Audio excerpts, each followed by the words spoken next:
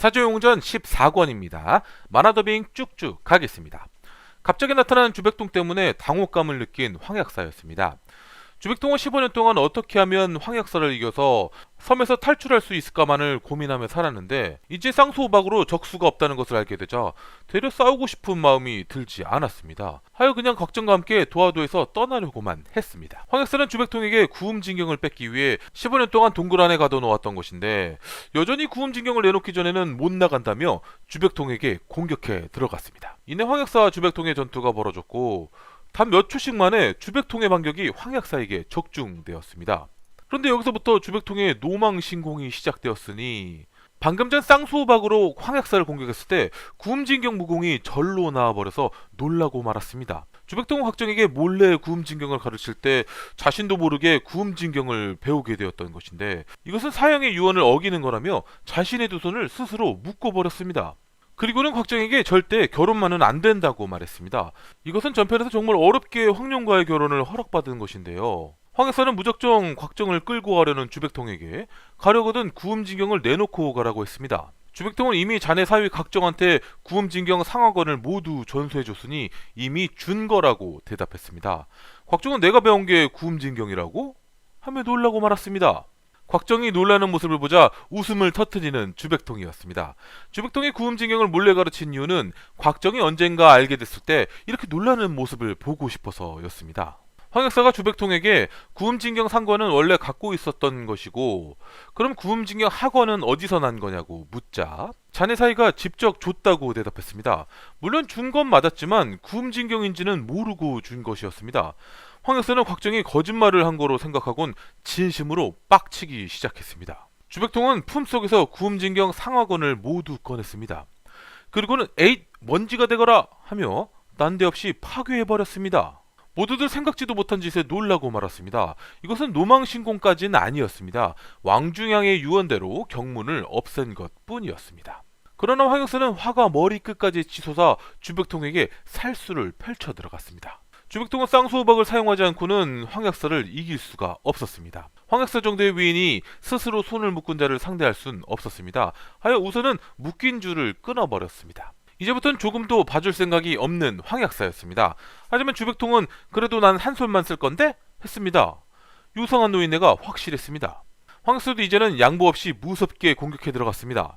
결국 황약사에게 제대로 얻어맞은 주백통이었습니다. 부상까지 입게 된 주백통은 두 손을 썼다면 내가 이겼을 거라며 패자다운 말을 했습니다. 실제 두 손을 사용할 시 주백통의 무공이 더 높았습니다. 격투기 선수들도 경기가 종료되면 가장 먼저 달려가 서로를 안아주는 것처럼 황약사도 어느새 화가 많이 누그러졌습니다. 부상을 입은 주백통에게 가려거든 치료라도 한 후에 가라고 말했습니다. 이제 모두들 도화도를 떠날 시간이었습니다. 구양봉의 머릿속엔 오로지 구음진경밖에 없었습니다. 자신의 배에 부상당한 주백통을 태워 구음진경을 뺏고자 했습니다. 그때 주백통의 눈에 화려하게 장식을 해놓은 배 한 척이 보였습니다. 허락도 받지 않고 무작정 그 배로 올라타는 주백통이었습니다. 황약사가 정색하며 이 배는 흉선이라 재난을 당할 거라고 말하자 주백통은 아닌데? 이 배 흉선 아닌데? 했습니다. 그 말에 홍실공도 주백통이 걱정돼 같이 이 배에 오르기로 했습니다. 황약사는 다시 한번 이 배는 흉선이라고 얘기했습니다. 홍실공은 만약 이 배 때문에 잘못되어도 황약사에게 원망 않겠다며 결국 배에 올랐습니다. 황약사는 황룡 옆에 딱 붙어있는 곽정에게 너도 가버리라고 소리쳤습니다. 결국 불똥은 곽정에게 튀었고 황룡이 말려보려 했지만 황약사는 하인 한 명을 쳐 죽이면서 도화도로 다시 오면 이렇게 만들어버리겠다고 말했습니다. 하인은 그대로 직사해버렸습니다. 참고로 오졸 중에 멀쩡한 사람은 단 한 명도 없었습니다. 황약사가 죽인 하인은 흉악범을 도화도로 잡아다가 하인으로 만든 것이었으나 그래도 사람을 이렇게 쉽게 죽이는 건 정상은 아니었습니다. 앞으로도 황약사는 분노 조절장애 행동을 종종 보여주곤 합니다. 황약사가 하인을 죽이고 나서 조금 진정되는지 곽정에게 구음진경 학원을 주백통한테 준 게 맞는지 물었습니다. 곽정은 가죽 한 장을 주긴 했는데 구음진경인지는 정말 몰랐다고 대답했습니다. 그런데 주백통은 곽정이 구음진경인지 알고서 준 거라며 황약사를 다시 긁어댔습니다. 곽정이 억울해서 제가 언제 그랬냐 묻자 아닌데 아우는 분명 알고 줬는데 이랬습니다. 분노 게이지가 또 상승한 황약사는 황룡의 손을 잡고는 저놈을 다신 만나지 말라며 끌고 가버렸습니다.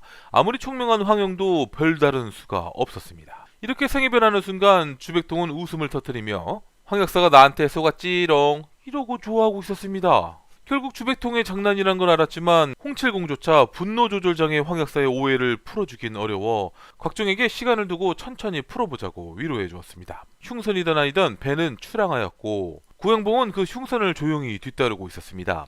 홍칠공의 배안을 다 조사해봐도 어디 하나 이상한 점을 발견하지 못했습니다. 황룡은 곽정과 이렇게 헤어지자 슬픔에 빠졌습니다. 지하에 만들어 놓은 엄마의 무덤 앞에서 실컷 울다가 지쳐 잠들어 버렸습니다. 그런데 갑자기 황약사의 외침이 들려왔습니다. 이내 황약사도 지하로 들어와서는 황약사 엄마의 그림 앞에서 구음징역을 태워 죄를 올려주려고 했는데 이제 그 소원을 이루게 됐소 라고 말했습니다. 황룡은 숨어서 듣고 있었는데 알고 보니 황약사는 아내를 잃은 슬픔에 배바닥을 약하게 만든 흉선을 만들어 타고 나가 물속에 빠져 죽을 생각이었습니다. 황약사는 구음징경을 본 적도 없는 홍칠공을 죽게 만든 건 안타깝지만 그래도 구음징경을 알고 있는 곽정과 주백통을 죽게 만들었으니 이것으로 아내와의 약속을 지키게 된 거라고 했습니다. 황룡은 곽정의 생사가 위태롭다는 것을 알게 되자 무작정 배를 타고 나가 곽정 구조작전을 시작했습니다. 역시 흉선은 얼마 가지 않아 배 아래서부터 물이 차오르기 시작했습니다. 이내 배는 부서지기 시작했고 곽정과 홍칠공은 가장 두꺼운 돛대에 올라 돛대를 부러뜨려 부러진 돛대를 잡고 간신히 수장당하지 않았습니다. 그리고는 주백통이 아니고 걱정돼 찾아보았습니다. 너무나도 멀쩡한 주백통이었습니다. 심지어 나무조각 2개를 발에 끼워 수성 스키를 즐기고 있었습니다. 하지만 요건 몰랐을 것이다. 이 노망난 노인네야. 바로 상어가 나타난 것이었습니다. 무시무시한 상어의 공격을 공중제비 뛰어넘어 피하는 주백통이었습니다. 그러나 수천 마리의 상어떼가 접근하고 있었으니 하여 모두들 나무 위로 올라서서 강목 하나씩을 잡고 상어 메타적질을 시작했습니다. 치고 때리고 두들고 패고 뚜시 뚜시 그렇게 천하 제일의 고수들이라 벌써 200마리나 해치웠지만 수천 마리의 상어떼는 전혀 줄어들지 않았습니다. 그리고 주백통은 황약사에게 부상을 입은 몸이라 결국 기력이 다해서 쓰러지고 말았습니다. 곽정이 몸을 날려 주백통을 잡아주어 다행히 물에 빠지진 않았지만 여전히 상어 밥이었습니다. 그때였습니다. 구양봉이 배를 타고 나타났습니다. 의도에 어떻든 구양봉 덕분에 살아날 수 있었습니다. 구양극은 배 위로 상어 한 마리를 잡아 올려서 대신 분풀이를 해주겠다고 하곤 상어 입에 철막대기를 하나 끼워 다시 바다로 돌려보냈습니다. 이제 그 상어는 굶어 죽을 일만 남게 되었습니다. 방금 상어 200마리를 잡고 온 곽정은 이 방법이 너무 잔인하다고 생각했습니다. 반대로 홍칠공은 고작 한 마리 괴롭혔다고 분풀이가 되겠냐고 말했습니다. 그 말에 구양봉은 자기라면 상어 수천 마리를 손쉽게 죽였을 거라고 얘기했습니다. 주백동은 허풍 떨지 말라며 자신과 내기를 하자고 했습니다. 구양봉은 기다렸다는 듯이 홍칠공에게 증인이 되어주라며 지는 사람이 부탁을 들어주는 조건을 걸었습니다. 주백동은 한술 더 떠 만약 부탁을 안 들어줬을 시 물에 빠져 상어밥이 되자고 큰 소리까지 쳤습니다. 구양봉은 자신의 지팡이에 매달린 뱀의 독을 술잔에 담았습니다. 다시 상어 한 마리를 배 위로 잡아 올려 독을 부어 죽게 만들었습니다. 그리고 그 죽은 상어를 다시 바다에 던졌습니다. 그러더니 상어떼들이 몰려와 그 죽은 상어를 뜯어먹기 시작했습니다. 상어를 뜯어먹은 상어떼들이 모두 죽어나갔고 방금 죽은 상어떼들을 또 뜯어먹은 상어떼들도 모두 죽어버렸습니다. 얼마 안 되어 수면은 상어떼의 시체로 뒤덮였습니다. 구양봉의 독은 김룡소설 내에서도 최고 수준이었습니다. 이 독은 피와 섞이면 독의 성능은 전혀 줄지 않고 피 전체가 독으로 바뀌게 되어 독의 양이 무한대로 증가되는 것이었습니다. 내기에서 진 주백통은 구양봉의 부탁을 들어주러 갔고 그 사이 곽정과 홍칠공은 구양봉이 준비해준 식사를 먹었습니다. 시간이 지나도 주백통이 돌아오지 않자 곽정이 찾으러 가판으로 나가는데 느닷없이 곽정을 옥죄는 구양봉이었습니다. 알고 보니 구양봉은 주백통에게 구음징역을 써달라고 했고 주백통은 거절하고는 약속대로 바다로 뛰어내렸던 것이었습니다. 그리고는 이제 곽정에게 구음징역을 써내라고 협박하고 있었습니다. 곽정은 주백통을 죽인 구양봉에게 추워도 협조할 생각이 없었습니다. 그때 홍칠공이 물통을 들고 가판으로 올라와 물통을 구양봉에게 날렸습니다. 하지만 가뿐하게 물통을 피하는 구양봉이었습니다. 하지만 애초부터 홍칠공의 목표는 구양봉이 아니라 구양극이었습니다. 홍칠공이 구양봉한테 인지를 서로 바꾸자고 제안하여 곽정을 구양봉 손에서 풀려나게 해주었습니다. 그러나 더 큰 위험이 닥쳐왔으니 곽정과 홍칠공에게 뱀떼를 풀어 구음징역을 써내라고 다그치기 시작했습니다. 홍칠공은 이런 상황을 대비해서 바늘 던지기 신공을 연마했었습니다. 하지만 바늘은 뱀떼들보다 턱없이 부족했습니다. 결국 뱀떼들을 피해 돛대 위로 올라갈 수밖에 없었습니다. 그렇게 돛대 위에서 3일째 되는 날이었습니다. 구양극이 돛대 아래에 산의 진미를 차려놓자 홍칠공은 식탐이 발동되었습니다.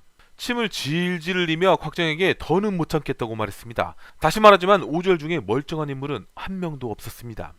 결국 구양봉에게 항복을 선언했습니다. 곽정한테는 그냥 구음진경 하나 써주라고 했습니다. 돛대에서 내려오자마자 닭다리부터 입에 물기 시작했고 모든 음식들을 싹 해치우고는 곽정에게 이렇게 말했습니다. 이 세상에서 구음진경을 아는 사람은 너밖에 없으니 구음진경을 가짜로 써줘도 아무도 모를 거라고 말이죠. 구양봉이 그래도 오절 중에 한 명이었으니 3분의 1만 가짜로 써줘야 했습니다. 구양봉은 곽정이 써준 가짜 구음진경을 받아보고는 또다시 이런 착각에 빠졌습니다. 곽정은 멍청한 놈이니 이런 무공구조를 만들어내지 못할 거야 라고 말이죠. 실제 진짜 구음진경을 봤어도 반응은 똑같을 정도로 구음진경은 해석하기가 굉장히 어렵게 되어 있었습니다. 그날밤 홍칠공은 주방에 가서 먹을 것 좀 훔쳐먹고 오겠다고 했습니다. 사람이 나이 먹고 먹을 거에 너무 욕심을 부리면 추잡해 보이기 마련입니다. 참고로 전 추잡 그 자체입니다. 그때였습니다. 우연히 구양봉과 구양극의 대화를 엿듣게 되는데 글쎄 배에 불을 질러 모두 죽이고 자신들은 쪽배를 타고 떠나자고 했습니다. 이것은 홍실공의 식탐 때문에 생존할 수 있었던 것이었습니다. 그러니 여보 오늘은 치킨 한 마리만 오케이? 홍실공은 잠자던 곽정을 깨어 몰래 빠져나갔습니다.